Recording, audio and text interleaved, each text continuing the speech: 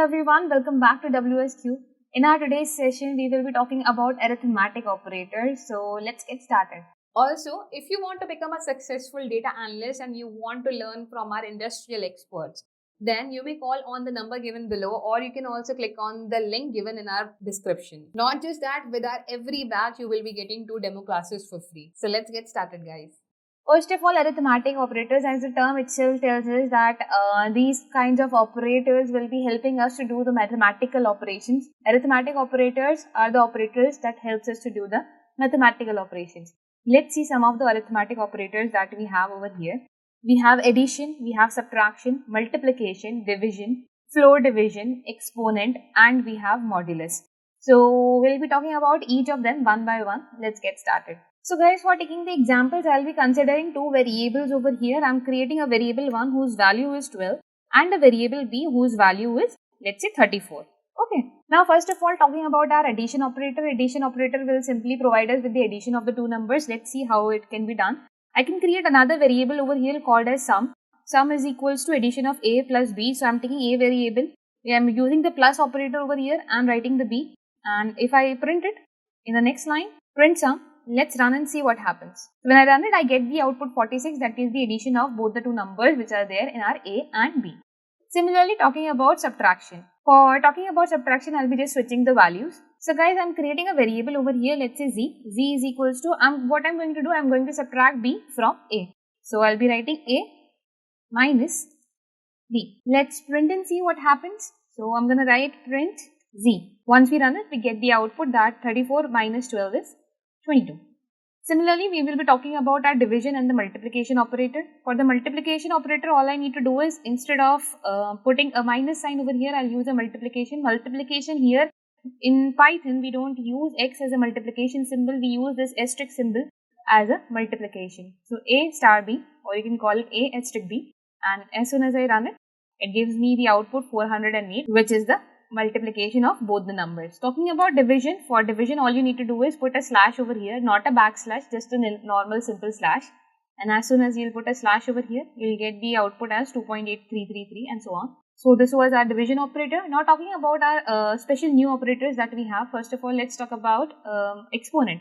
What exponent do? Exponent helps us to find a number with the powers. When you write 10 raised to the power 2 or 2 raised to the power 45 or any number raised to the power anything, that time we use exponents over here. So basically, if you want to find the square or cubes or maybe a number with more powers, then what you can do, you can use our exponent symbol over here. Let's see how it can be done. So I'm considering a case where a is equals to 2 and I'll be writing b is equals to 5. So what I need to do, I need to write 2 raised to the power 5. So 2 raised to the power 5 means 2.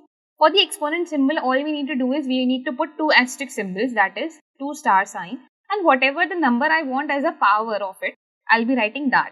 So 2 power 5. Now we will be considering the cases of variable, that a star star b. A 2 asterisks and b over here. Let's run and see what happens. It gives me 32, that 2 raised to the power 5 is 32.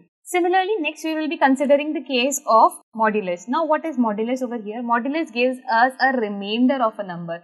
When a number is divided by another number, whatever the remainder comes, that is what modulus gives us. Now modulus doesn't give us the value in decimal, it gives us a round of values. So let's have a look on how it works. So I'm considering a case over here where my a is equals to 5 and b is equals to 2. Now for using a modulus symbol, all you need to do is, you need to write shift plus 5, that is your modulus symbol. This is also known as a percentage symbol. We use it as a percentage, and here it is also called as modulus. So once I run it, it gives me the output 1. Why it gives me the output 1? Let's have a look. Let's have a small look. So why it gives me 1? I'll explain you that. So I'm considering 5 as a number over here, and when divided by 2, 2 times 2 is 4 and the remainder is 1. That's why the modulus of 5 modulus 2 gives us 1. Similarly, let's consider another case. I'll be writing 8 and here I'll be writing 3. So 3 2 times is 6 and the remainder is 2. So when we will write 8 when divided by 3, it gives us the remainder 2.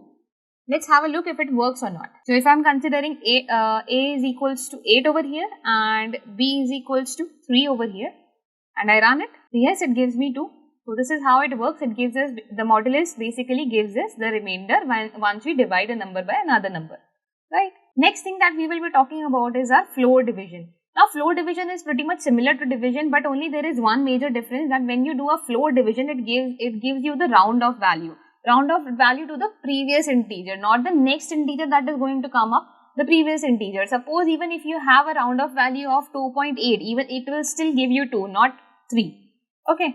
So let's have a look on how it can be done. I'm considering the similar example that 8 when divided by 3. So if I use a simple division operator over here, so it gives me the output 2.66. And at the same time, if I consider a case of floor division, for floor division all you need to do is you put 2 slashes at the same time. For floor division all you need to do is you put 2 slashes at the same time. So now if I run it, so with this simple division over here, we got 2.66. Now let's see what happens when we do it with the floor division. With the floor division, we got 2 over here. So basically, division and floor division are almost similar, where division gives you the whole value with the decimals. The floor division gives you the value, the round off value to the previous integer. Whatever the integer we have over here, even if it was 2.666, it will still give you 2. It will eliminate all the part after the decimal. This is how our floor division works. So these are the 7 arithmetic operators that we have discussed in this module. So I hope these 7 operators were clear to you. In our problem solving section, we will be solving problems related to arithmetic operators. So stay connected and I'll see you in the next session. Thank you.